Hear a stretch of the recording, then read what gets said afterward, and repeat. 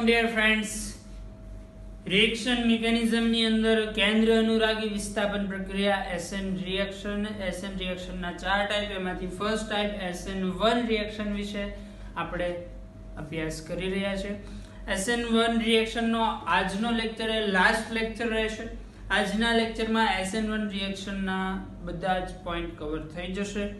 ત્યારબાદ next લેક્ચરથી SN2 reaction start કરીશું. બીજું કે આજનો લેક્ચર આગળ સ્ટાર્ટ કરતા પહેલા લાસ્ટ લેક્ચર દરમિયાન SN1 રિએક્શનના જે 2 લેક્ચર આવ્યા છે, 2 લેક્ચર દરમિયાન જે કંઈ ભણ્યા છે ફરીથી સ્પીડમાં રિવાઇઝ કરાવી દઉં છું. જો કે આ તો તમારી રિસ્પોન્સિબિલિટી છે કે તમે જાતે જે રિવિઝન કરીને આવો તો તમને વધારે મજા આવે. છતાં પણ અહીંયા આપણે સ્પીડમાં રિવિઝન જોઈ લઈએ, ત્યારબાદ આગળ વધશું. તો ફર્સ્ટ લેક્ચરની અંદર SN1 રિએક્શનની મિકેનિઝમ વિશે ચર્ચા કરી હતી.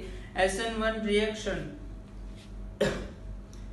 એક અન્ય કેન્દ્ર અનુરાગી વિસ્થાપન પ્રક્રિયા છે. 2 તબક્કામાં થવાની છે. એમાં ફર્સ્ટ તબક્કો જે પહેલું સ્ટેપ હશે એમાં કાર્બોકેટાઇનનું નિર્માણ થવાનું છે. પ્રક્રિયકમાંથી X દૂર થાય એટલે લિવિંગ ગ્રુપ નીકળી જાય. X means not only halogen. X એટલે હેલોજન એવું નથી, લિવિંગ ગ્રુપ તરીકે અન્ય કોઈ પણ પરમાણુ કે પરમાણુનો સમૂહ હોઈ શકે છે. X મીન્સ અહીંયા લેશું આપણે લિવિંગ ગ્રુપ. ફર્સ્ટ સ્ટેપ ની અંદર લિવિંગ ગ્રુપ નીકળી જશે અને કાર્બોકેટાઇન ફોર્મ થશે. આ કાર્બોકેટાઇન બનવાનું જે ફર્સ્ટ સ્ટેપ છે એ સ્લો સ્ટેપ છે, RDS છે, એ આપણને ખ્યાલ છે. કાર્બોકેટાઇન મળે એનું રીઅરેન્જમેન્ટ પણ પોસિબલ છે. કાર્બોકેટાઇનનું રીઅરેન્જમેન્ટ થઈને અલગ કંઈક પ્રોડક્ટ પણ બની શકે છે. ત્યારબાદ સેકન્ડ સ્ટેપમાં કાર્બોકેટાઇન ઉપર ન્યુક્લિયોફાઇલનો એટેક થશે. ન્યુક્લિયોફાઇલનો એટેક થઈને પ્રોડક્ટ બનવાની છે. આની સાથે સાથે જ વાત કરી લઈએ સ્ટીરિયોકેમિસ્ટ્રી. તો સ્ટીરિયોકેમિસ્ટ્રીમાં આપણે એવું જોઈ ચૂક્યા છીએ કે કાર્બોકેટાઇન જે ફોર્મ થશે એમાં કાર્બોકેટાઇન ઉપર બંને સાઈડથી એટેક થવાની પોસિબિલિટી છે. જો ફ્રન્ટ સાઈડથી એટેક થાય તો જે પ્રોડક્ટ બને છે એને આપણે કહીએ છીએ રિટેન્શન, ધારણ. એટલે કે જે પ્રક્રિયક હતો એના જેવું જ મૂળ બંધારણ ધરાવતી નિપજ છે.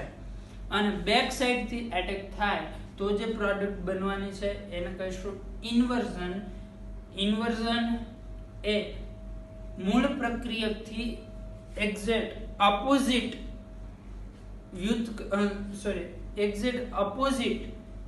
કન્ફિગરેશન ધરાવતી પ્રોડક્ટ હશે અને આપણે ગુજરાતીમાં વ્યુત્ક્રમણના નામથી ઓળખીએ છીએ. બીજું SN1 રિએક્શન માટે આપણે એવું જોયું હતું કે થિયરિટિકલ જો જોવા જાવ તો બંનેના ચાન્સીસ સરખા છે, બંને 50-50% બનશે. આથી આપણે આવું જે મિશ્રણ છે જેમાં 50% ઇન્વર્ઝન 50% રિટેન્શન પ્રોડક્ટ છે એને કહીએ છીએ રેસેમિક મિશ્રણ. પરંતુ પ્રેક્ટિકલી ટોટલી રેસેમાઇઝેશન થવાનું નથી. શું કામ નથી થવાનું? તો એનું પણ રીઝન આપણે ભણી ગયા છીએ. કારણ કે X છે જે નીકળેલું છે લિવિંગ ગ્રુપ એ હજી પરમાણુને જે પ્રક્રિયક છે એની ક્યાંક નજીકની જગ્યાએ હશે, નજીકના એરિયામાં હશે, જેના લીધે ન્યુક્લિયોફાઇલ ફ્રન્ટ સાઈડથી એટેક કરવામાં થોડીક મુશ્કેલી અનુભવશે. એના લીધે રિટેન્શનની પર થોડી ઘણી ઓછી જોવા મળશે. આ સિવાય વાત કરવાની છે આપણે SN1 ની કાઇનેટિક્સ વિશે વાત કરી ગયા. કાઇનેટિક્સ મુજબ SN1 નો ક્રમ છે 1, પ્રથમ ક્રમની પ્રક્રિયા. કાઇનેટિકનો થોડો ઘણો ભાગ આપણે ફરીથી જ્યારે SN2 ભણશું ત્યારે પણ થોડાક 1-2 ક્વેશ્ચન સમજવામાં ઉપયોગ કરશું. અને લાસ્ટ છે દ્રાવક. તો PPS દ્રાવક છે એ SN1 રિએક્શનને પ્રાધાન્ય આપે છે અને PPS મુજબ SN1 થવાની છે. હાલાકી દ્રાવક તમે PS રાખો તો પણ SN1 રિએક્શન થાય, પરંતુ સ્પીડમાં ઘણો બધો ફરક આવી જશે. એ આપણે જોયું હતું કે દ્રાવક એ SN1 ને SN2 માં કે SN2 ને SN1 માં બદલવા માટે કેપેબલ નથી. કેપેબલ ફેક્ટર છે માત્ર આલ્કાઇલ હેલાઇડ પોતે અથવા તો પ્રક્રિયક પોતે, અને બીજું કે જે ન્યુક્લિયોફાઇલ યુઝ કરવા જઈ રહ્યા છે એ. તો આટલી વસ્તુ આપણે લાસ્ટ ટાઈમ ભણી ગયેલા છીએ. આજે થોડા ઘણા SN1 ના એક્ઝામ્પલ અને ત્યારબાદ SN1 પ્રક્રિયાના દર વિશે આપણે વાત કરવાની છે. પહેલા શું જોશું? Example of SN1 reaction.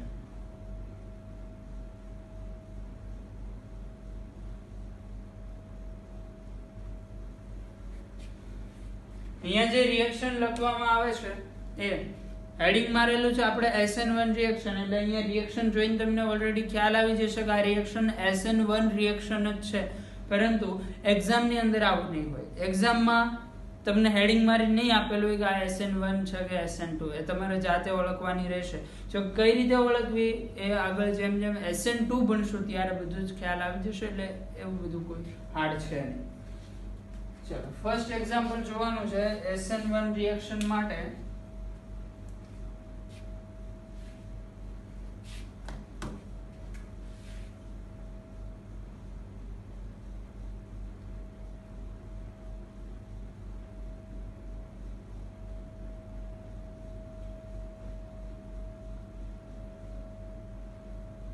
અહીંયા તમને આપી દીધેલું છે રિએક્શન છે SN1, તો તમારે જણાવવાનું છે પ્રોડક્ટ શું હશે.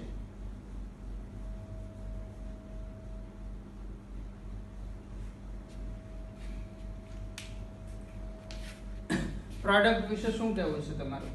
કેવા પ્રકારની પ્રોડક્ટ મળશે? તો એના માટે મિકેનિઝમ પ્રમાણે જોતા જાઓ. મિકેનિઝમ શું કહે છે? ફર્સ્ટ સ્ટેપ ની અંદર લિવિંગ ગ્રુપ લીવ કરશે. અહીંયા લિવિંગ ગ્રુપ તરીકે કોણ હશે? I minus. આ થશે આપણું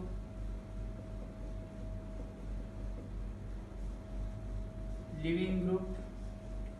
લિવિંગ ગ્રુપ નીકળી જાય. લિવિંગ ગ્રુપ નીકળીને ફર્સ્ટ સ્ટેપમાં શું બનશે? સ્ટેપ 1. લિવિંગ ગ્રુપ નીકળી ગયું, સ્ટેપ 1.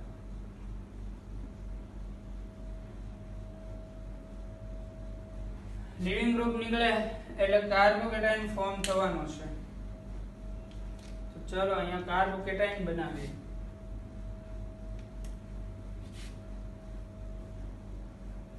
અહીંથી લિવિંગ ગ્રુપ ગયું, અહીંયા કાર્બોકેટાઇન.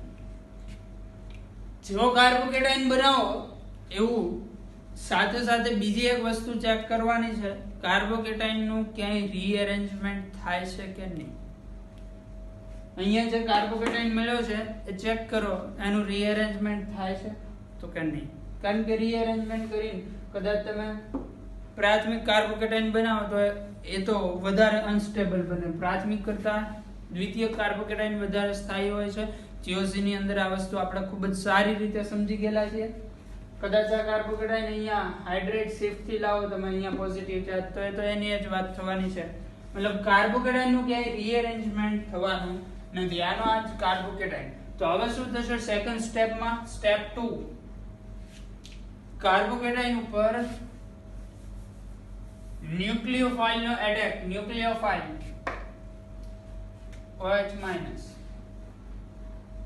કાર્બોકેટાઇન ઉપર OH માઈનસ નો એટેક બોથ સાઇડ, એટલે ઉપરની સાઈડ નીચેની સાઈડ કોઈ પણ સાઈડ થી થઈ શકે છે. બે અલગ અલગ પ્રકારની નિપજ મળી શકે છે. આપણે હાલ પૂરતી એની સ્ટીરિયો કેમિસ્ટ્રી ની વાત નથી કરતા, ખાલી પ્રોડક્ટ ફોર્મ કરવા લીધે તો એક પ્રોડક્ટ બનાવી દઈએ છીએ.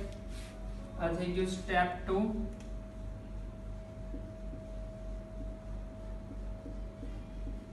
બીજું સ્ટેપ 1 છે એ RDS છે, સ્લો સ્ટેપ છે. સ્ટેપ 2 છે એ ફાસ્ટ સ્ટેપ છે, જેની જાણકારી આપણી પાસે છે. અહીંયા શું જોડાઈ જાય? OH. આ થઈ ગયું ફર્સ્ટ એક્ઝામ્પલ. ચલો હવે આવી જ રીતે સેકન્ડ એક્ઝામ્પલમાં હું તમને રિએક્શન તો આપણને ખ્યાલ છે SN1 જ છે. પ્રક્રિયક આપી દઈશ, ન્યુક્લિયોફાઇલ આપી દઈશ, તમારે જાતે પ્રોડક્ટ બનાવવાની છે એક્ઝામ્પલ 2 માટે.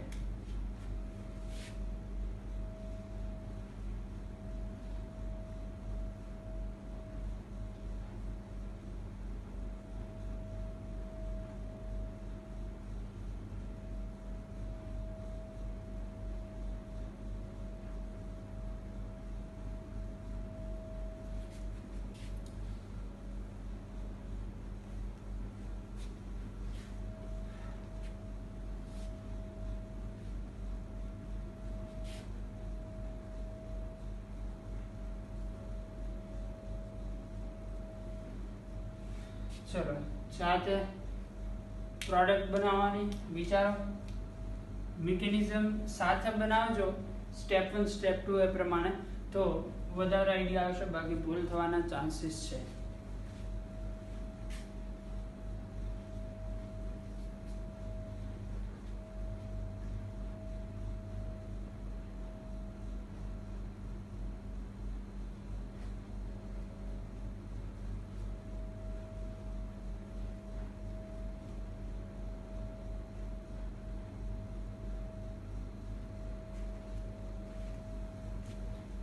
ચલો આવો જોઈએ શું આની પ્રોડક્ટ આવશે. બે ઓપ્શન આપું છું, એમાંથી એક સિલેક્ટ કરવાની છે તમારે. ફર્સ્ટ ઓપ્શન છે તમારા માટે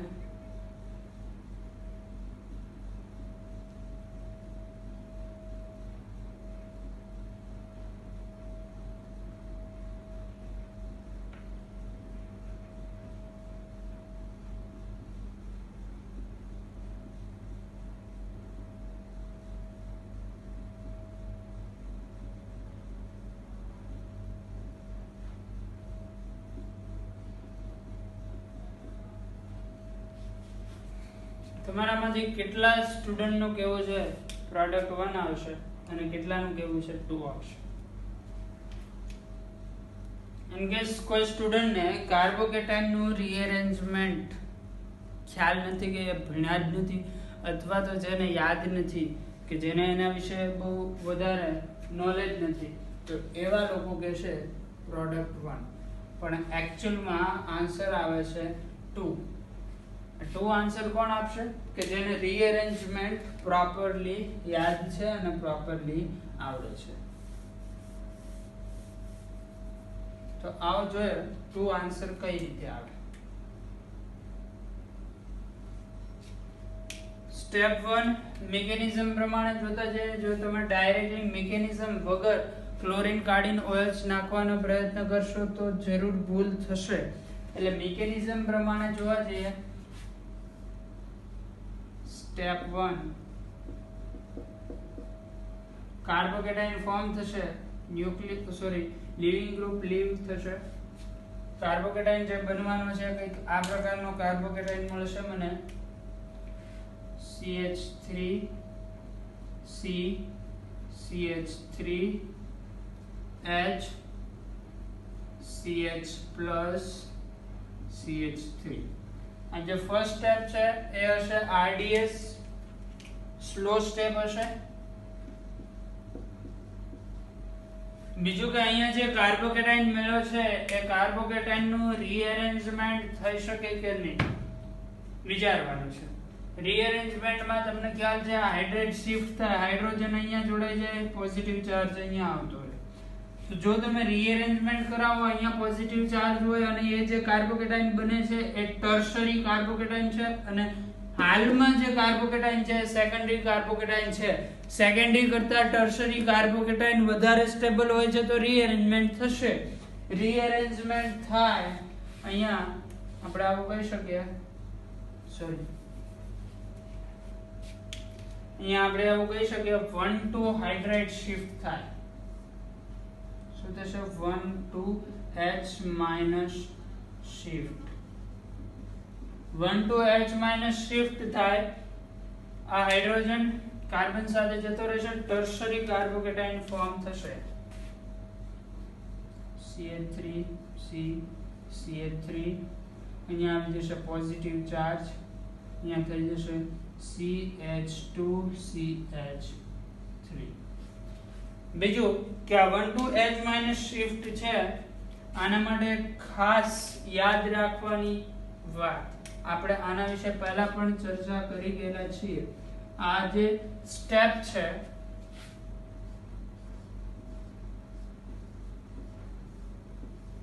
એ RDS નથી. RDS માત્ર કાર્બોકેટાઇન નું ફોર્મેશન છે, કાર્બોકેટાઇન નું રીઅરેન્જમેન્ટ થાય એ RDS સ્ટેપ નથી. જ્યારે રીઅરેન્જમેન્ટ થાય એવું કીધું તો એની સાથે સાથે જે આ પોઈન્ટ તમને લખાવેલો છે એટલે આ તમને ખ્યાલ હોવો જોઈએ કે માની લો કે આ 3 સ્ટેપ ની અંદર રિએક્શન તમને કમ્પ્લીટ કરીને આપેલી છે.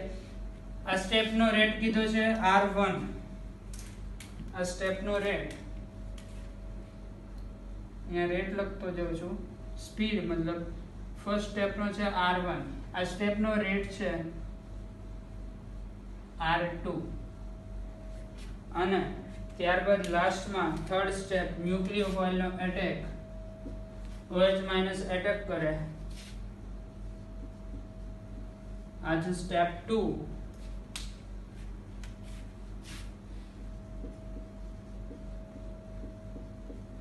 આ સ્ટેપનો રેટ છે R3.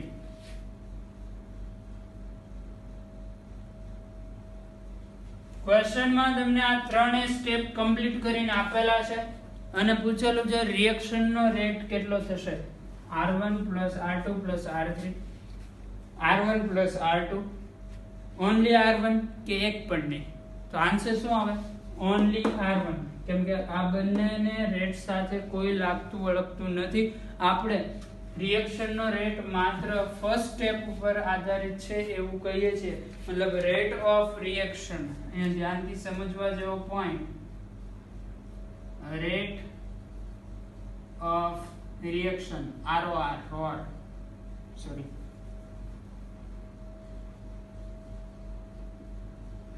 રેટ ઓફ રિએક્શન ખાલી કેટલો આવશે? R1. આ એક વસ્તુ ખાસ યાદ રાખવી, ROR રેટ ઓફ રિએક્શન.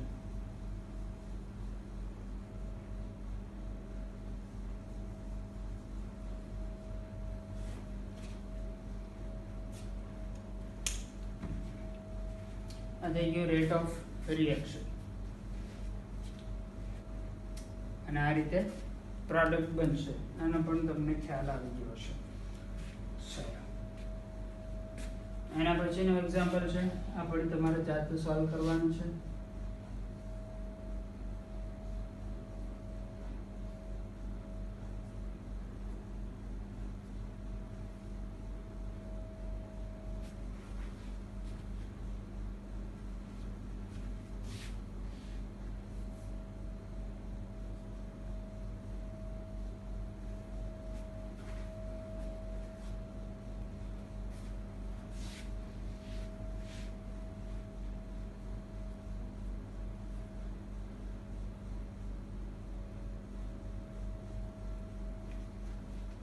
ફટાફટ વિડિયો સ્ટોપ કરો, જાતે સોલ્વ કરવાનો પ્રયત્ન કરો.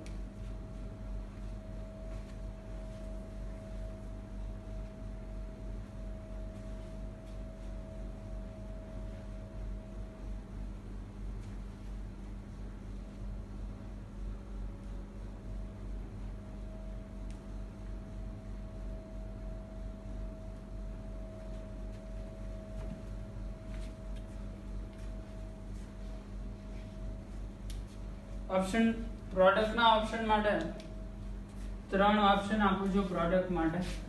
ફર્સ્ટ ઓપ્શન છે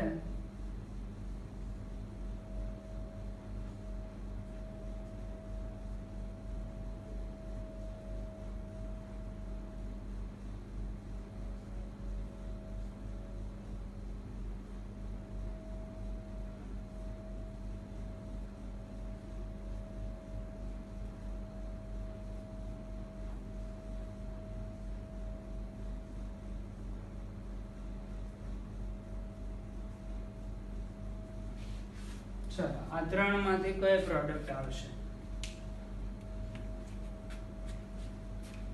હવે તો કોઈ જ એવો સ્ટુડન્ટ હશે જે ફર્સ્ટ ઓપ્શન પસંદ કરશે, કારણ અહીંયા એક વખત તો રીઅરેન્જમેન્ટની ચર્ચા આપણે કરી ગયા છે. તો રીઅરેન્જમેન્ટ થવાનું છે એ બધું તમને ખ્યાલ આવી ગયો હશે, પરંતુ રીઅરેન્જમેન્ટ કઈ સાઈડ થશે, લેફ્ટ ઓર રાઈટ, એ અગત્યનો સમજવા જેવો મુદ્દો છે. અને જ્યારે કાર્બોકેટાઇનનો રીઅરેન્જમેન્ટનો લેક્ચર હતો એની અંદર આ વસ્તુ આપણે શીખી ગયા છીએ. કાર્બોકેટાઇનનો રીઅરેન્જમેન્ટ લેક્ચરની અંદર આ વસ્તુ આપણે ભણી ગયેલા છીએ, જે તમને લોકોને યાદ હોવું જોઈએ. યાદ હોય તો સારી વાત છે, ન યાદ હોય તો થોડુંક તમારું રિવિઝન વીક છે. ચોક્કસ તમે રિવિઝન કરો એવી સલાહ આપીશું.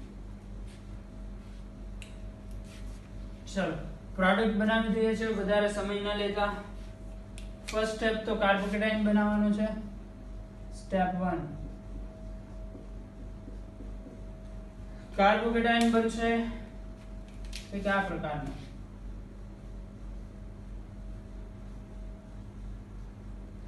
અહીંયા પોઝિટિવ ચાર્જ. હવે અહીંયા બે પ્રકારના શિફ્ટિંગ પોસિબલ છે. એક અહીંયા હાઇડ્રોજન જોડાયેલો હશે, હાઇડ્રોજન આ કાર્બન ઉપર આવતો રહે, પોઝિટિવ ચાર્જ અહીંયા આવતો રહે. બંને પ્રકારના શિફ્ટિંગ અહીંયા હું દર્શાવું છું.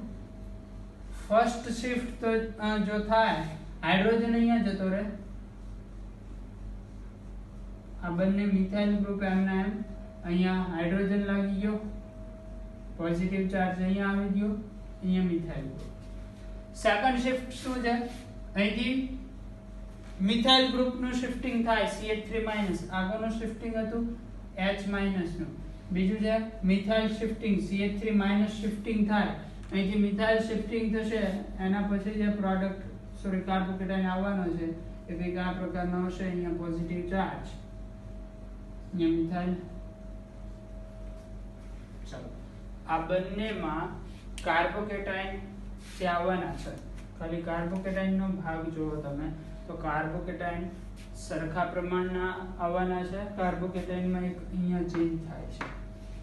બીજું H- શિફ્ટ અને CH3- શિફ્ટ, કોઈ પણ કાર્બોકેટાઇન નું રીઅરેન્જમેન્ટ થાય એના પાછળ બે વસ્તુ જવાબદાર હોય છે. એક, જેનું શિફ્ટિંગ થવાનું છે એનો માઇગ્રેશન એપ્ટિટ્યુડ. ભણી ગયા છો તમે, યાદ કરો. માઇગ્રેશન એપ્ટિટ્યુડ, જો કે H- એનો સૌથી વધારે છે. માઇગ્રેશન એપ્ટિટ્યુડ સિવાય બીજો જે ફેક્ટર ઇફેક્ટ કરવાનું છે એ શું છે? બીજું ફેક્ટર છે મળતા કાર્બોકેટાઇનની સ્ટેબિલિટી. ક્યારે કોને ચેક કરવાનું છે એ વસ્તુ આપણે ડિટેલની અંદર કાર્બોકેટાઇનના રીઅરેન્જમેન્ટમાં જોઈ ગયેલા છે. તમે એકવાર તમારી નોટ્સ ચેક કરીને જોઈ શકો છો, અથવા તો કાર્બોકેટાઇનનો રીઅરેન્જમેન્ટનો લેક્ચર આખો ફરીથી જોઈ શકો છો JOC ની અંદર, સોરી રિએક્શન મિકેનિઝમની અંદર. એની વધારે ડીપમાં અત્યારે આપણે ચર્ચા કરવા જતા નથી. હું અહીંયા સિમ્પલી તમને દર્શાવી દઉં છું.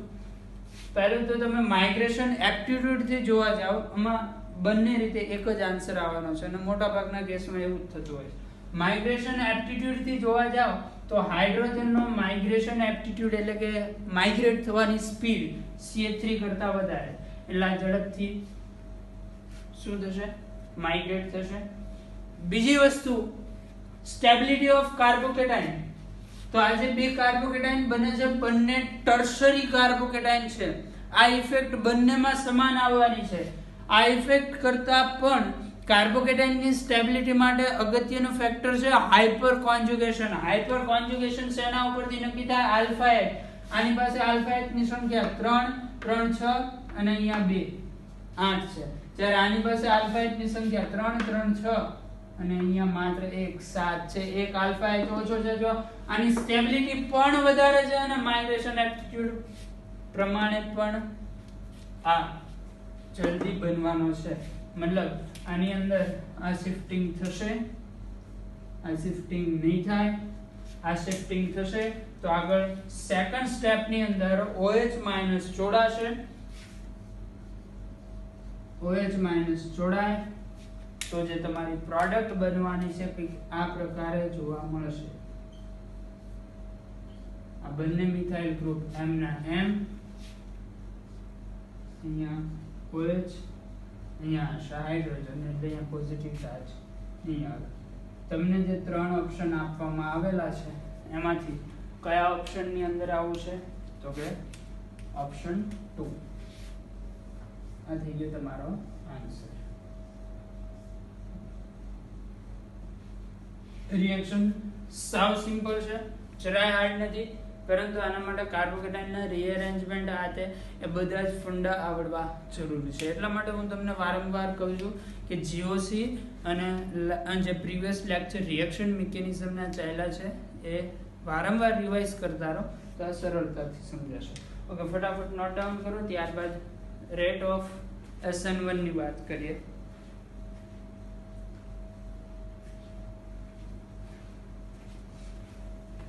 ચલો, નેક્સ્ટ છે rate of SN1.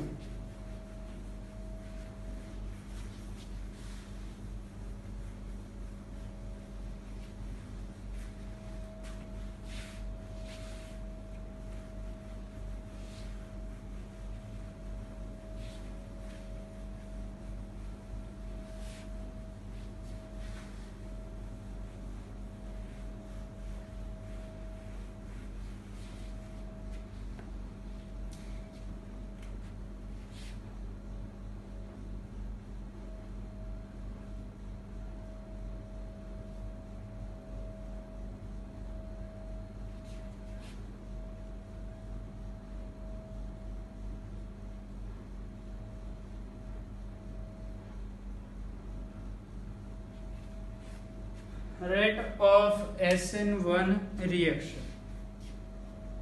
SN1 reaction ની મિકેનિઝમ પ્રમાણે બે સ્ટેપ ની અંદર રિએક્શન થાય છે. પહેલા સ્ટેપમાં કાર્બોકેટાઇન ફોર્મ થાય છે.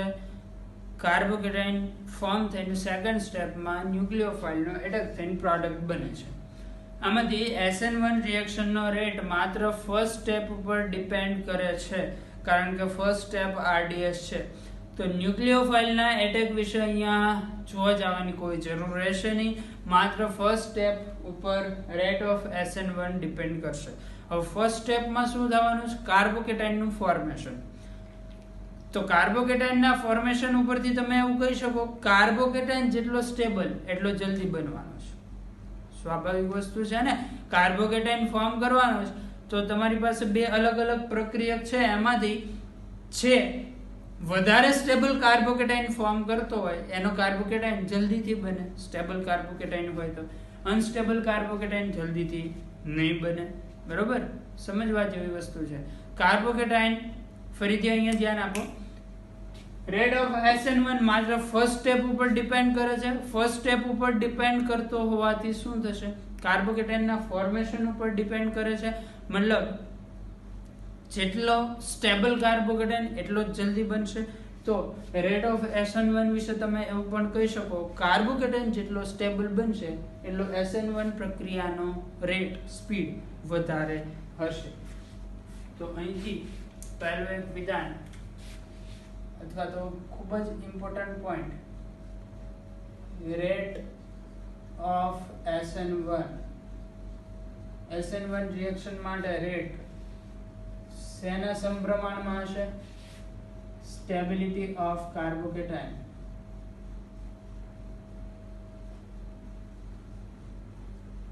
કાર્બોકેટાઇનની સ્ટેબિલિટી જેટલી વધારે એટલો SN1 રિએક્શનનો રેટ વધારે.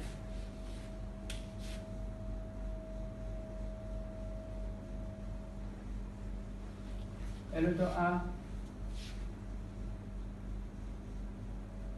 સિમ્પલ વસ્તુ યાદ રાખવાની છે તમારે. રેટ ઓફ SN1, કાર્બોકેટાઇનની સ્ટેબિલિટી જેટલી વધારે એટલો રેટ વધારે. આ વસ્તુ ચલો આપણે પોઈન્ટ વાઇઝ લખતા જઈએ. પોઈન્ટ વાઇઝ તમે જોવા જશો તો રેટ ઓફ SN1 ચાર વસ્તુ ઉપર ડિપેન્ડ કરે છે. ફર્સ્ટ છે, ચાર પોઈન્ટ લખી દે પછી એના વિશે સમજતા જશું. પહેલું તો આપણે અહીંયા જોઈ લીધું સ્ટેબિલિટી ઓફ કાર્બોકેટાઇન.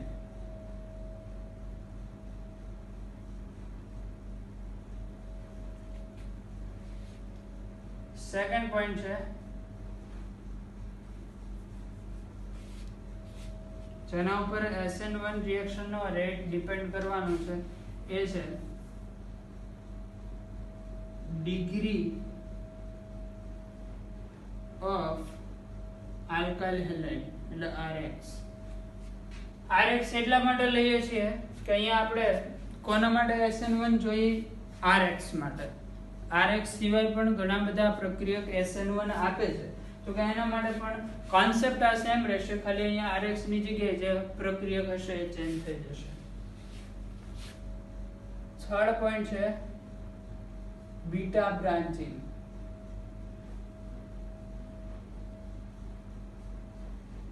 જેના ઉપર SN1 નો રેટ ડિપેન્ડ કરે છે. અને ફોર્થ પોઈન્ટ છે નેચર ઓફ ન્યુક્લિયોફાઇલ. આ ચાર વસ્તુ ઉપર SN1 રિએક્શનનો રેટ ડિપેન્ડ કરશે. આમાંથી ફર્સ્ટ જોવાનું છે આપણે સ્ટેબિલિટી ઓફ કાર્બોકેટાઇન. સ્ટેબિલિટી ઓફ કાર્બોકેટાઇન માટે હમણાં જ સમજી ગયા કે કાર્બોકેટાઇન જેટલો સ્ટેબલ બનશે એટલે SN1 જલ્દી થશે, કારણ કે SN1 રિએક્શનનો રેટ ટોટલી કોના ઉપર ડિપેન્ડન્ટ છે? સ્ટેપ 1 છે કાર્બોકેટાઇનનું ફોર્મેશન. કાર્બોકેટાઇન જેટલો સ્ટેબલ બને એટલો જલ્દી બનશે. જલ્દી બને તો SN1 રિએક્શન જલ્દી થશે. તો રેટ ખાલી કહો એટલે સમજી જશો તમે. Rate of SN1 reaction for alkyl halide છે એટલે પહેલું જ આની અંદર આપણે કહી શકીએ છીએ રેટ ને આપણે R થી દર્શાવશું.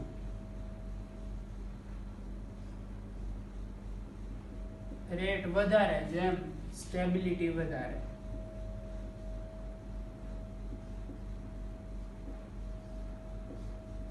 બરાબર સમજાય છે આ વસ્તુ? જેટલી કાર્બોકેટાઇન ની સ્ટેબિલિટી વધારે હશે એટલો જ SN1 રિએક્શન નો રેટ વધારે હશે. એક્ઝામ્પલ થી વાતને સમજીએ આપણે.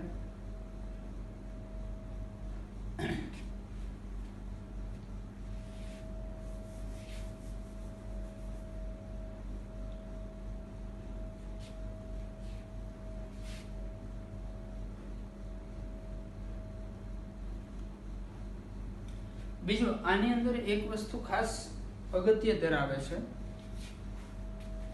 કાર્બોકેટાઇન ની સ્ટેબિલિટી ચેક કરવાની છે, પરંતુ કયા કાર્બોકેટાઇન ની સ્ટેબિલિટી ચેક કરશું? રીઅરેન્જમેન્ટ થયા પહેલાના. ઘણા બધા કાર્બોકેટાઇન એવા હશે કે જેમાં રીઅરેન્જમેન્ટ પણ થતું હશે, પણ હમણાં આની પહેલા થોડીક વાર પહેલા આપણે જોઈ ગયા કે કાર્બોકેટાઇન નું જે રીઅરેન્જમેન્ટ છે RDS નથી, મતલબ રિએક્શન નો રેટ રીઅરેન્જમેન્ટ ઉપર ડિપેન્ડ કરશે નહીં. એટલે માત્ર કેવો કાર્બોકેટાઇન ચેક કરવાનો? રીઅરેન્જમેન્ટ થયા પહેલાનો. રીઅરેન્જમેન્ટ થયા પછી સ્ટેબિલિટી ચેક કરવા જવાની નથી. એક્ઝામ્પલ થી સમજજો એટલે વધારે આઈડિયા આવશે.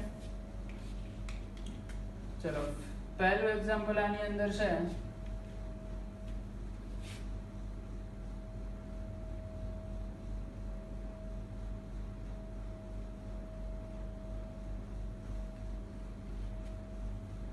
આ છે 1,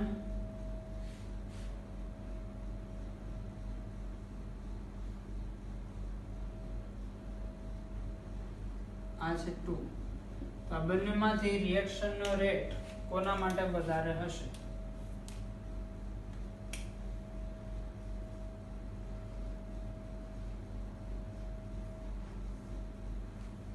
વન માટે કે 2 માટે? 1 માંથી Cl નીકળી જાય, કાર્બોકેટાઇન બનશે, સેકન્ડરી કાર્બોકેટાઇન હશે. 2 માંથી તમે Cl કાઢી નાખો, જે કાર્બોકેટાઇન બને ટર્શરી કાર્બોકેટાઇન હોય. સેકન્ડરી અને ટર્શરી બંનેમાંથી કયા કાર્બોકેટાઇનની સ્ટેબિલિટી વધારે છે? ટર્શરી. તો આનો રેટ વધારે હશે. તો રેટ માટે તમે આવું કહી શકો 2 છે, એનો રેટ 1 કરતા વધારે. હવે જે સેકન્ડ પોઈન્ટ છે, સેકન્ડ એક્ઝામ્પલ છે, થોડુંક ઇમ્પોર્ટન્ટ છે, ધ્યાનથી સમજો.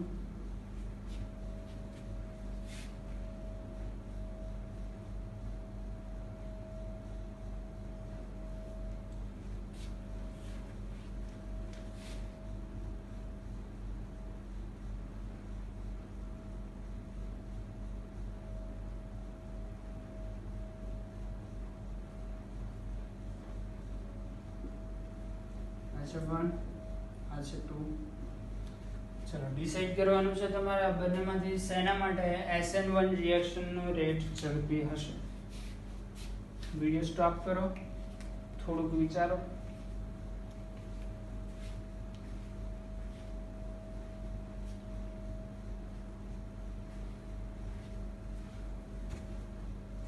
ચલો આમાંથી જે કાર્બોકેટાઇન ફોર્મ થવાનો છે, અહીંયા એક કાર્બન છે, એની સાથે ક્લોરીન જોડાયેલો છે, એટલે આમાંથી ફર્સ્ટ માંથી જે કાર્બોકેટાઇન ફોર્મ થાય અહીંયા દર્શાવું છું. 1 એનું કાર્બોકેટાઇન કંઈક આ પ્રકારે જોવા મળશે તમને. એ જે કાર્બોકેટાઇન છે એ 1 ડિગ્રી કાર્બોકેટાઇન છે. 2 માંથી જે કાર્બોકેટાઇન ફોર્મ થાય એ છે 2 ડિગ્રી કાર્બોકેટાઇન. હવે બીજું કે આ કાર્બોકેટાઇન માં અહીંથી અહીંયા એક હાઇડ્રોજન હશે, હાઇડ્રેટ શિફ્ટ થઈને શિફ્ટિંગ થઈને પાછો ટર્શરી કાર્બોકેટાઇન બની જાય. હવે જો તમે કાર્બોકેટાઇન નું રીઅરેન્જમેન્ટ ધ્યાનમાં લેવા જાવ તો આ છે 2 ડિગ્રી. આમાં કોઈ રીઅરેન્જમેન્ટ થવાનું નથી, આમાં રીઅરેન્જમેન્ટ થઈને 3 ડિગ્રી બની જાય છે. તો આ છે 3 ડિગ્રી, આ છે 2 ડિગ્રી. ક્યારે રીઅરેન્જમેન્ટ ધ્યાનમાં લો તો આની સ્ટેબિલિટી વધારે હશે, મતલબ 1 છે એ 2 કરતા વધારે સ્પીડીલી રિએક્શન આપશે. પરંતુ આપણે શીખી ગયા કે કાર્બોકેટાઇન નું રીઅરેન્જમેન્ટ છે RDS નથી, મતલબ એના ઉપર રિએક્શનનો રેટ ડિપેન્ડ કરતો નથી. રિએક્શનનો રેટ માત્ર શેના ઉપર ડિપેન્ડ કરશે? કાર્બોકેટાઇન ના ફોર્મેશન ઉપર. તો માત્ર આપણે કોને ધ્યાનમાં લઈશું જે કાર્બોકેટાઇન બને છે, નહીં કે રીઅરેન્જમેન્ટ થાય છે. બરોબર, તો બને છે કાર્બોકેટાઇન ને ધ્યાનમાં લેવા જાવ તો આ છે 1 ડિગ્રી, આ 2 ડિગ્રી. કોની સ્ટેબિલિટી વધારે? 2 ડિગ્રીની. તો વધારે સ્પીડમાં રિએક્શન કોણ આપશે? સેકન્ડરી કાર્બોકેટાઇન. તો આની અંદર પણ રેટ માટે શું આવશે?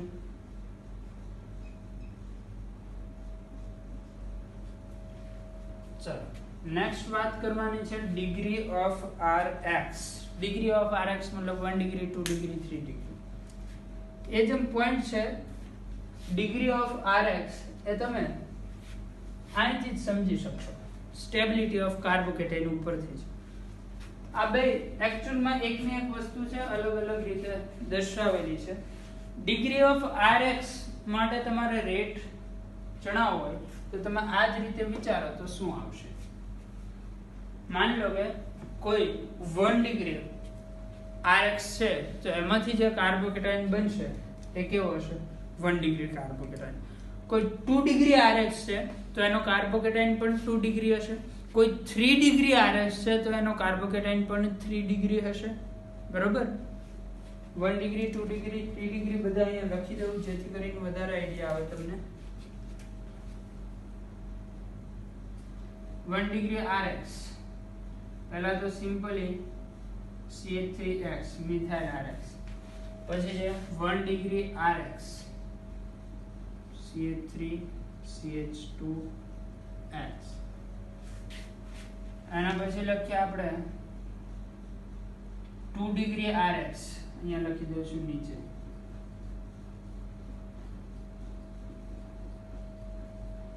આ થઈ ગયો 2 ડિગ્રી Rx અને લાસ્ટમાં 3 ડિગ્રી Rx.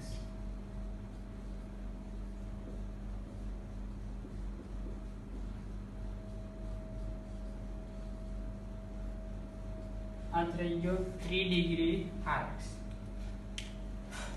આમાંથી જે કાર્બોકેટાઇન બને એ હશે CH3, આમાંથી કાર્બોકેટાઇન બને CH3CH2+, આમાંથી કાર્બોકેટાઇન હશે આ સેકન્ડરી કાર્બોકેટાઇન બનાવશે અને આનો કાર્બોકેટાઇન હશે ટર્શરી કાર્બોકેટાઇન. જો ફર્સ્ટ પોઈન્ટ પ્રમાણે જોવા જાવ તો કાર્બોકેટાઇનની સ્ટેબિલિટી જેટલી વધારે એટલો રિએક્શનનો રેટ વધારે. આની સ્ટેબિલિટી સૌથી વધારે છે, સૌથી સ્પીડમાં રિએક્શન કરશે. બરાબર, આ શેનો એરો દર્શાવ્યો? રેટનો. આના ઉપરથી ઓર્ડર લખવો હોય તો શું લખી શકો? CH3X એનાથી વધારે રેટ કોનો હશે? 1 ડિગ્રી, એનાથી વધારે 2 ડિગ્રી, એનાથી વધારે 3 ડિગ્રી.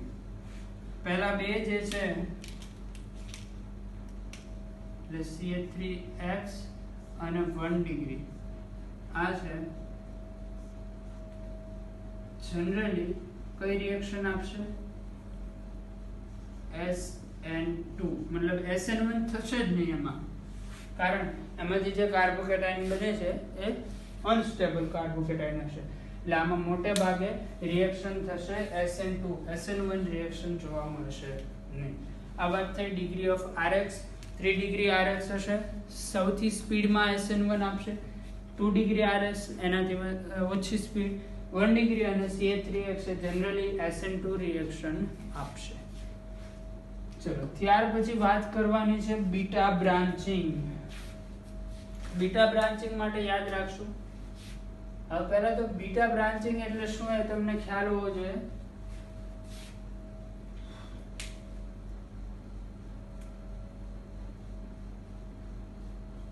આ એક આલ્કાઇલ હેલાઇડ છે. આમાં આ કાર્બન જે ફર્સ્ટ કાર્બન છે એ કાર્બન ને કહેવાય છે આલ્ફા, આ છે બીટા કાર્બન અને આ છે ગામા કાર્બન. તો આમાં બીટા ઉપર કોઈ બ્રાન્ચિંગ છે નહીં. આની વાત કરવા જાવ તો આમાં બીટા ઉપર એક બ્રાન્ચ છે. એના પછી આની વાત કરવા જાવ તો આની અંદર બીટા ઉપર બે બ્રાન્ચ છે. તો આ થઈ ગયું બીટા બ્રાન્ચિંગ. બરાબર, બીટા કાર્બન એના ઉપર લાગેલી બ્રાન્ચ. તો બીટા બ્રાન્ચિંગ વિશે આપણે યાદ રાખશું. બીટા બ્રાન્ચિંગ જેટલું વધારે એટલો SN1 નો રેટ વધારે. શું યાદ રાખવાનું છે? બીટા બ્રાન્ચિંગ જેટલું વધારે એટલો SN1 નો રેટ વધારે. આનું રીઝન એવું છે, relief from angle strain is more. Relief from angle strain એ શું છે? એંગલ સ્ટ્રેન તો તમને બધાને ખ્યાલ હશે, બરાબર? એંગલ સ્ટ્રેન તો આપણને ખ્યાલ જ હશે. એંગલ સ્ટ્રેન ની વાત કરવા જાઓ, આ 1 અને આ 2, આ બેનું એક્ઝામ્પલ લઈને તમને સમજાવું છું. 1 અને 2 માંથી શેમાં એંગલ સ્ટ્રેન વધારે હશે? 1 અને 2 બંનેમાંથી શેમાં એંગલ સ્ટ્રેન વધારે હશે? તો તમે સિમ્પલી કહી શકશો જે સેકન્ડ છે એમાં આ જે બ્રાન્ચ છે, બ્રાન્ચને કારણે અહીંયા રિપલ્શન થશે, એ રિપલ્શનને કારણે સેકન્ડમાં એંગલ સ્ટ્રેન વધારે હશે. 1 કરતા 2 માં એંગલ સ્ટ્રેન વધારે હશે, 1 માં એંગલ સ્ટ્રેન સિમ્પલી ઓછો હશે. બીજું કે આની અંદર હજી હાઇડ્રોજન દર્શાવેલા નથી. હાઇડ્રોજન આવે અને આ એટમના શેપ પણ કઈ આવા લિનિયર હોતા નથી. sp આ જે કાર્બન હશે sp3 હાઇબ્રિડાઇઝ હશે. sp3 હાઇબ્રિડાઇઝેશન માટેનો એંગલ છે 109 ડિગ્રી 28 ડેશ, જે એકચ્યુઅલમાં અહીંયા હોતો નથી. ની હોય એટલે અહીંયા એંગલ સ્ટ્રેન જોવા મળશે. એંગલ સ્ટ્રેન અહીંયા કરતા આમાં હજુ વધારે હશે. રીઝન છે આ જે ગ્રુપ છે એનું રિપલ્શન, આમાં હજી વધારે એંગલ સ્ટ્રેન જોવા મળશે. એટલે એંગલ સ્ટ્રેન સૌથી વધારે શેમાં છે? આમ જાવ એટલે એંગલ સ્ટ્રેન વધે છે. એંગલ સ્ટ્રેન કરતા બીજું એક સિમ્પલ વસ્તુ છે કે કોઈ એક સ્પ્રિંગ છે, સ્પ્રિંગને તમે એક સાઈડ થી દબાવો છો, સમજી લો.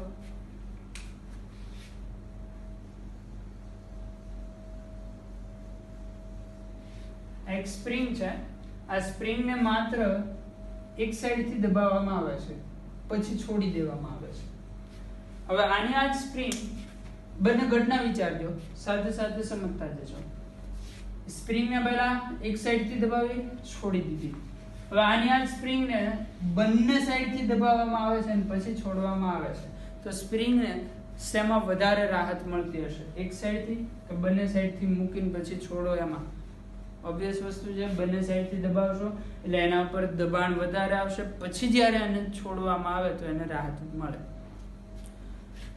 માની લો કે કોઈ એક વ્યક્તિ છે, એને ગુંડાઓએ પકડી લીધો છે, ગુંડાઓ પકડી આ રીતે એનો હાથ પાછળ બાંધી દે છે. હાથ પાછળ બાંધે એટલે સ્વાભાવિક છે હાથ દુખવાનો છે.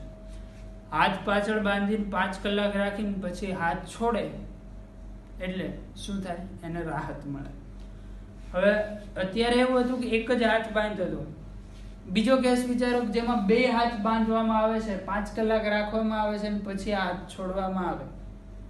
તો પહેલા કેસમાં જે રાહત મળતી હતી એના કરતા સેકન્ડ કેસમાં વધારે રાહત મળતી હશે, કારણ કે એમાં 2 હાથનો દર્દ હતો અને એ જ્યારે મુક્ત થાય ત્યારે મનને શાંતિ થાય.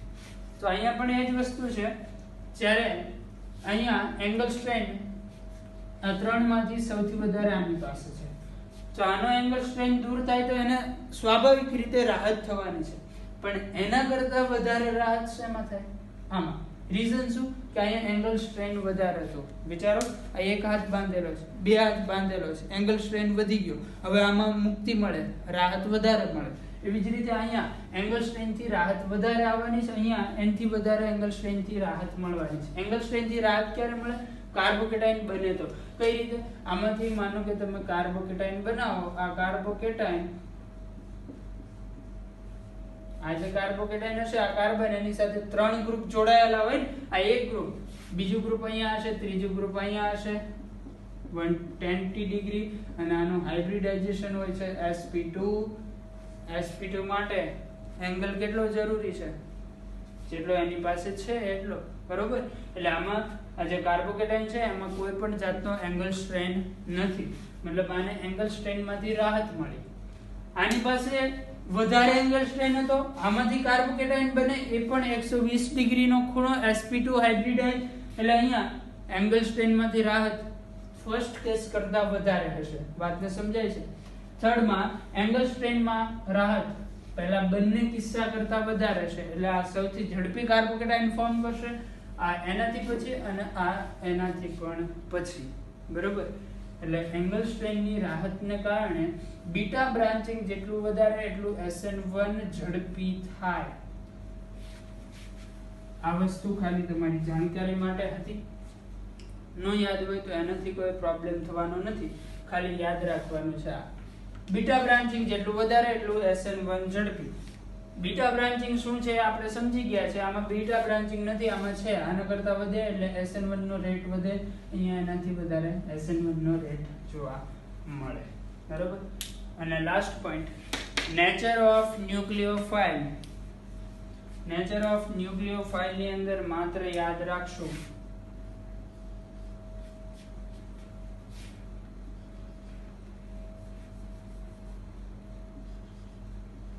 વીક ન્યુક્લિયોફાઇલ. જેટલો ન્યુક્લિયોફાઇલ વીક હશે એટલે એની ન્યુક્લિયોફિલિસિટી કેન્દ્ર અનુરાગિતા ઓછી હશે. કેન્દ્ર અનુરાગિતાનો ક્રમ આપણને ખબર છે, એટલે જ SN1 વધારે થાય. વીક ન્યુક્લિયોફાઇલ હશે એ શેને ફેવર કરશે? SN1 ને. અને સ્ટ્રોંગ ન્યુક્લિયોફાઇલ હશે એ શેને ફેવર કરશે? SN2 ને. આ વસ્તુ હાલમાં તમને નહીં સમજાય, SN2 ની મિકેનિઝમ ભણશો ત્યારે આ વસ્તુ ફરીથી હું યાદ અપાવીશ. વીક ન્યુક્લિયોફાઇલ છે તો SN1 કરાવશે, સ્ટ્રોંગ ન્યુક્લિયોફાઇલ SN2 ને ફેવર કરશે, બરોબર. માન લો કે વીક ન્યુક્લિયોફાઇલમાં આપણે કોને કોને મૂકશું એ પણ એક સમજવા જેવી બાબત છે. મોસ્ટ ઓફલી વીક ન્યુક્લિયોફાઇલ તરીકે આપણે લઈશું ROH અને H2 પાણી. આ બે વીક ન્યુક્લિયોફાઇલ છે આપણા. આ સિવાયના બાકી બધા સ્ટ્રોંગ ન્યુક્લિયોફાઇલ તરીકે લઈએ છે. આ સિવાયના બાકીના જે ન્યુક્લિયોફાઇલ છે જરૂર નથી કે બધા જ SN2 જ કરાવે. આમાંથી SN1 પણ સંભવી શકે છે. SN1 આના ઉપર પણ ડિપેન્ડન્ટ છે. ટર્શરી હોય તો એ હંમેશા SN1 આપવાનો પ્રયત્ન કરશે. સેકન્ડરી છે તો એના પાસે SN1 SN2 બેના ચાન્સ છે. આ બંને જનરલી 99% SN2 જ આપવાના છે. એટલે કોણ SN1 ક્યારે આપશે, SN2 ક્યારે આપશે એની વાત SN2 રિએક્શન ભણશું એની સાથે સાથે કરતા જશો. અત્યારે નથી કરતા એના પાછળનું રીઝન છે કે અત્યારે SN2 વિશે તમને જાણકારી નથી. SN1 વિશે બધી જાણકારી છે કે SN1 આવા કિસ્સામાં થાય. હવે SN2 ની કન્ડિશન ખબર પડી જશે પછી એ બધું ફરીથી રિવાઇઝ કરતા જશો. એટલે જો તમારી પાસે SN1 નો રેટ અથવા તો SN1 SN2 નક્કી કરવું હોય, બે ન્યુક્લિયોફાઇલ છે, એક છે SH- અને એક છે H2O. તો આ બંનેમાંથી SN1 કોણ આપવાનું છે? H2O. આ SN1 આપશું, બરાબર. બીજું ROH આ જ વીક ન્યુક્લિયોફાઇલ છે. બીજું આવું હોય RO-, તો આ પાછો સ્ટ્રોંગ ન્યુક્લિયોફાઇલ છે. એ વસ્તુ ખાસ ધ્યાનમાં રાખો. તો આ થઈ ગયો SN1 રિએક્શન નો રેટ. ફટાફટ નોટ કરી જાઓ. બીજું આના થોડા ઘણા એક્ઝામ્પલ આપણે જોઈ લઈએ.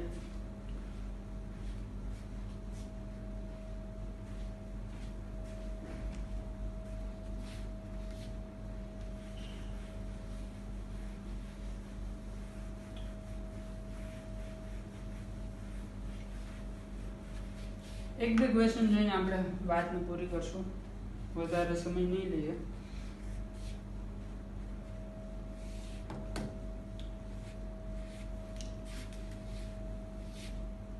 પ્રક્રિયા કહું છું હું, તમારે કહેવાનું છે રેટ ઓફ SN1 જણાવવાનો છે.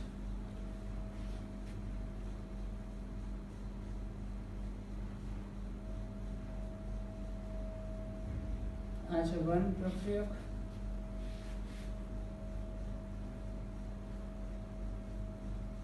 આ છે સેકન્ડ.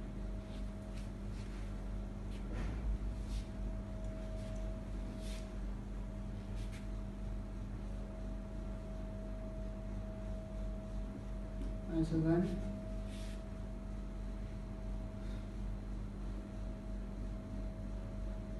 આ છે સેકન્ડ.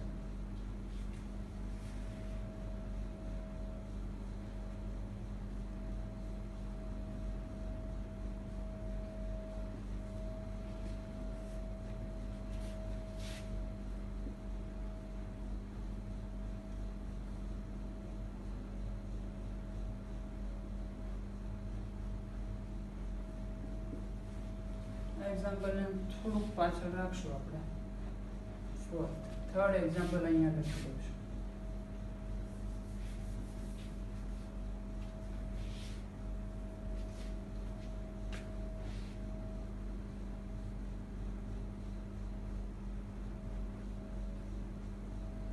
one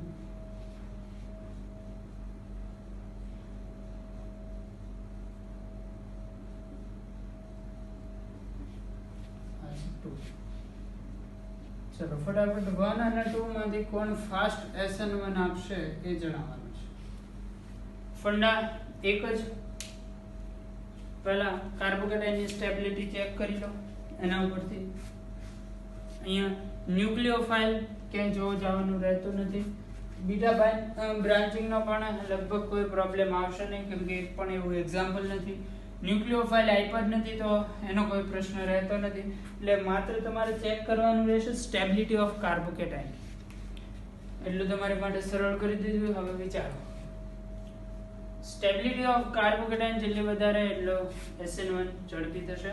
વિડિયો સ્ટોપ કરીને એકવાર બધા જ એક્ઝામ્પલ સોલ્વ કરી દો, ત્યારબાદ આગળ સોલ્યુશન જુઓ. જો ફર્સ્ટ એક્ઝામ્પલ ની વાત કરતા હોય તો આમાંથી જે કાર્બોકેટાઇન ફોર્મ થવાનો છે, અહીંયા માની લો કે X કાઢી નાખો, અહીંયા કાર્બોકેટાઇન બનાવી દો.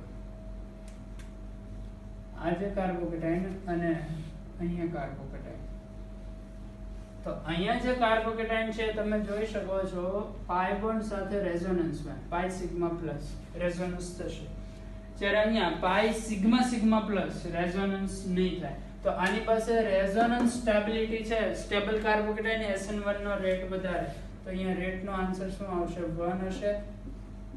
એ રિએક્શન નો રેટ 2 કરતા વધારે હશે. ચલો આની અંદર કાર્બોકેટાઇન બનાવો. X કાઢી નાખો, કાર્બોકેટાઇન. આની અંદર X કાઢી નાખો, કાર્બોકેટાઇન. આ બંનેમાં કઈ રીતે નક્કી કરશો? કાર્બોકેટાઇન ની સ્ટેબિલિટી કઈ રીતે નક્કી થાય મિત્રો? ARHI. પહેલા તો એરોમેટિક ચેક કરો. સાયક્લિક છે? યસ. પ્લેનર છે? એ જોતા જ નથી આપણે. દરેક એટમ sp2 છે. આમાં જોવા જાવ દરેક એટમ ત્રણે એટમ sp2 છે. યસ. આમાં રિંગના દરેક સભ્ય sp2 છે. હવે એન્ટી એરોમેટિક એરોમેટિક બંને હોઈ શકે છે. આ જે હું કન્ડિશન બોલતો હતો સાયક્લિક, પ્લેનર, દરેક એટમ sp2, આ એન્ટી એરોમેટિક અને એરોમેટિક બંનેની કન્ડિશન છે. હવે લાસ્ટ જે રૂલ છે બંને માટે અલગ અલગ છે. જેમ કે પાઈ ઇલેક્ટ્રોન 4n+2 મતલબ કે 2 6 યાદ કરો 2 6 10 એવા બધા હોય તો એ બધા જ કમ્પાઉન્ડ એરોમેટિક થશે. જ્યારે પાઈ ઇલેક્ટ્રોન 4 8 12 એવા બધા હશે તો એ બધા જ કમ્પાઉન્ડ એન્ટી એરોમેટિક થશે. આની અંદર પાઈ ઇલેક્ટ્રોન ની સંખ્યા છે પાઈ ઇલેક્ટ્રોન = 2, જ્યારે આની અંદર પાઈ ઇલેક્ટ્રોન ની સંખ્યા છે 4. આ થઈ ગયું એરોમેટિક અને આ થઈ ગયું એન્ટી એરોમેટિક. મતલબ આની અંદર SN1 થશે નહીં. જ્યારે આની અંદર SN1 થશે તો 1 ની સ્પીડ 2 કરતા વધારે છે. જો કે 2 માં SN2 થવાનું જ નથી, કારણ કે કાર્બોકેટાઇન નહીં બને. કાર્બોકેટાઇન શું કામ નહીં બને? કાર્બોકેટાઇન બને સ્ટ્રક્ચર એન્ટી એરોમેટિક થઈ જાય છે.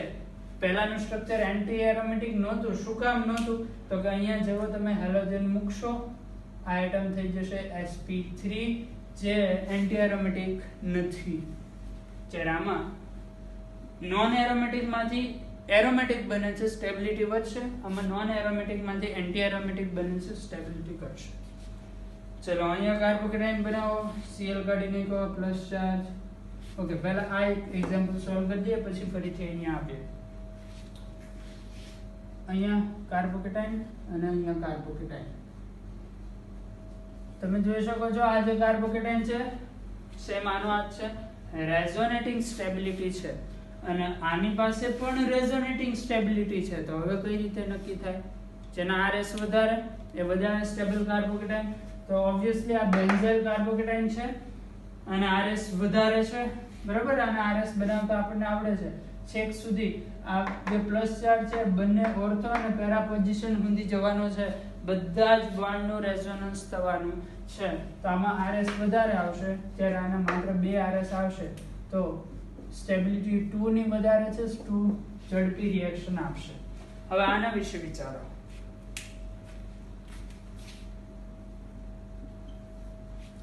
ચલો તમારો આન્સર શું આવશે? 2 વધારે ઝડપી રિએક્શન આપશે 1 કરતા. શું કામ? આની પાસે રેઝોનેટિંગ સ્ટેબિલિટી છે જ્યારે આની પાસે નથી. જો તમે આવું વિચારતા હોય તો મિત્રો તમે તદ્દન ખોટા છો. કઈ રીતે? યાર ધ્યાનથી જુઓ. આ જે કાર્બોકેટાયન છે એ છે CPM, સાયક્લોપ્રોપાઇલ મિથાઇલ. યાદ કરો, આવું ક્યાંય ભણી ગયા છો? CPM કાર્બોકેટાયન છે. આ CPM કાર્બોકેટાયન માં આ જે પોઝિટિવ ચાર્જ છે રિંગ તરફ બેન્ડ થશે. આમાં નો બોન્ડ રેઝોનન્સ કે ડાન્સિંગ રેઝોનન્સ જેવી ઘટના જોવા મળશે. CPM કાર્બોકેટાયન આમાં પણ રેઝોનન્સ થવાનું છે. આ ટાઈપના રેઝોનેટિંગ સ્ટ્રક્ચર જોવા મળે. યાદ કરો. ભણી ગયા છો તમે? આવું યાદ ન હોય તો તમારી બુકની અંદર CPM કાર્બોકેટાયનના રીઅરેન્જમેન્ટ ની આજુબાજુનો ક્યાંકનો ટોપિક છે એ તમે ચેક કરી લેજો. બીજું એની અંદર આપણે ચોખ્ખું લખાવેલું છે કે CPM કાર્બોકેટાયન એ બેન્ઝાઇલ કાર્બોકેટાયન કરતા વધારે સ્ટેબલ હોય છે. આ CPM કાર્બોકેટાયન છે. આ જે રિંગ છે આ પ્લસ ચાર્જ આ રીતે બેન્ડ થશે. અહીંયા જે કાર્બન છે આ કાર્બનના ઇલેક્ટ્રોન અને આ p કક્ષકોની જે બોન્ડિંગ કક્ષકો છે એ બંને ઓવરલેપ થશે એવું ભણી ગયા છીએ આપણે. CPM ની સ્ટેબિલિટી બેન્ઝાઇલ કરતા વધારે હોય છે એટલે 1 ની સ્પીડ 2 કરતા વધારે હશે. આજના લેક્ચરની અંદર અહીં સુધી રાખીએ છીએ. નેક્સ્ટ લેક્ચરની અંદર SN2 રિએક્શન વિશે ભણીશું. ત્યાં સુધીમાં તમે SN1 જરૂર ને જરૂર રિવાઇઝ કરીને આવો એવી મારી દરેકને વિનંતી છે.